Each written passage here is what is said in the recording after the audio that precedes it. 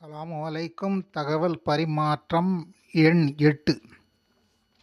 எமது விளக்க உரை ஒட்டி நமது சிந்தனைக்கு ஒரு தகவலை தங்களுடன் பகிர்ந்து கொள்கிறேன். நாம் கேட்ட இந்த தகவலானது நபி ரசூல் ஸல்லல்லாஹு அலைஹி வஸல்லம் அவர்கள் பின் சஹாபாக்கள், அதன்பின் தாபீன்கள், அதன்பின் தபு தாபீன்கள், அதன்பின் ஹுதுபுமார்கள் தோன்றி இஸ்லாத்தின் பாதையை கடைபிடித்து மக்களுக்கு இஸ்லாத்தின் வளர்ச்சிக்காக மக்களுக்கு போதித்து வந்துள்ளார்கள்.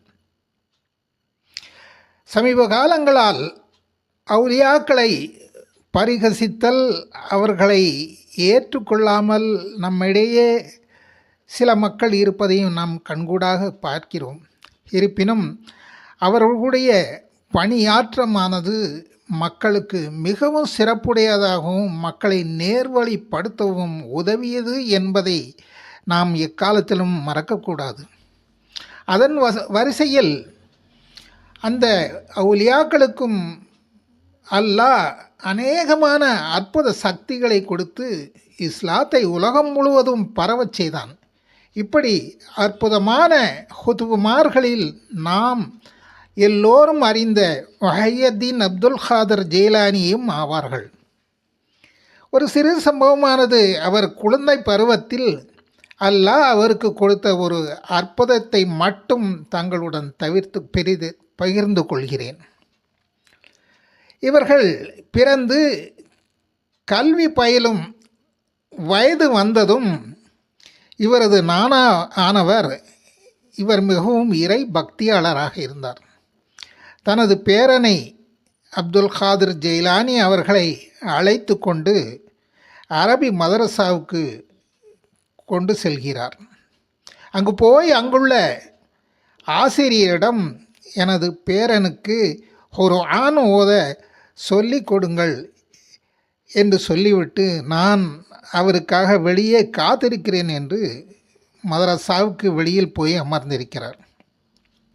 இப்போது அப்துல் காதிர் ஜெயிலானியை பார்த்து ஆசிரியர் கேட்கிறார், சொல்லுங்கள் அலீஃப் என்று ஆரம்பிக்கிறார். இப்போது இந்த குழந்தையானது அலீஃப் லாம் மீம் ஜாலிகல் கிதாபு என்ற ஒரு ஆணை ஓத ஆரம்பித்தது.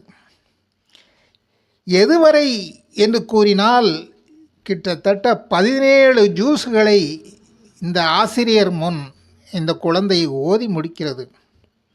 இப்போது இதை கேட்ட ஆசிரியர்கள் மிகவும் ஆச்சரியமும் அதிர்ச்சியும் அடைந்தவராக இந்த குழந்தையை பார்த்து, உங்கள் நானா அவர்கள் அலிப்பே சொல்லிக் கொடுங்கள், குர்ஆனை ஓதி சொல்லிக் கொள்ளுங்கள் என்றுதான் எம்மிடம் அழைத்து வந்தார்.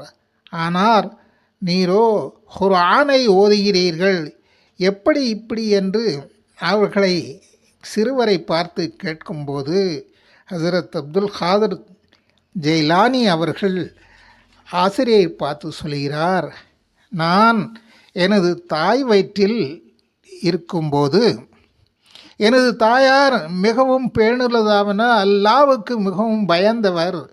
இவர் எப்போதுமே குர்ஆனை மிகவும் சப்தமாக ஓதியே வருவார்கள். இதை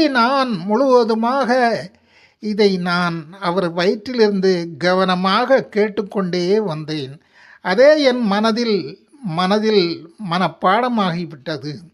அல்லாஹ் எனக்கு கொடுத்த இந்த தகவலால் தற்போது நான் உங்களிடம் இதை ஓதி காண்பிக்கிறேன் என்று கூறினார்கள்.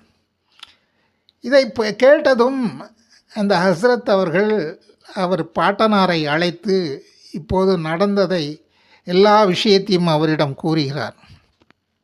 ஆனால் நானாவோ, நீ வயிற்றில் இருக்கும்போது கற்றுக்கொண்டாய், அது இருக்கட்டும், இப்போது ஆசிரியரிடம் முதலிலிருந்து அலிபேயிலிருந்து நீர் குர்ஆனை ஓதை இந்த விஷயத்தில் கவனமாக படிக்க வேண்டும் என்று கூறிவிட்டார். இப்போதுதான் அரபி பயில வேண்டும் என்று கூறிவிட்டவுடன் வலியும் படிக்க ஆரம்பித்து விட்டார். இந்த சம்பவம் நமக்கு இறைவனின் அற்புதத்தை நமக்கு எடுத்துக்காட்டுகிறது. இப்படி எத்தனையோ தகவல்கள் உள்ளனர். தாங்களுக்கு அப்போது தொடர்கிறேன். நமது எந்த ஒரு சிறிய பெரிய கோரிக்கைகள் எவையாயினும் அல்லாஹ் ஒருவனிடையேதான் நாம் கேட்க வேண்டும் என்று அல்லாஹ்வே கூறியுள்ளான் என்று கூறி இந்த விளக்கத்தை முடிக்கிறேன். ஆமீன்.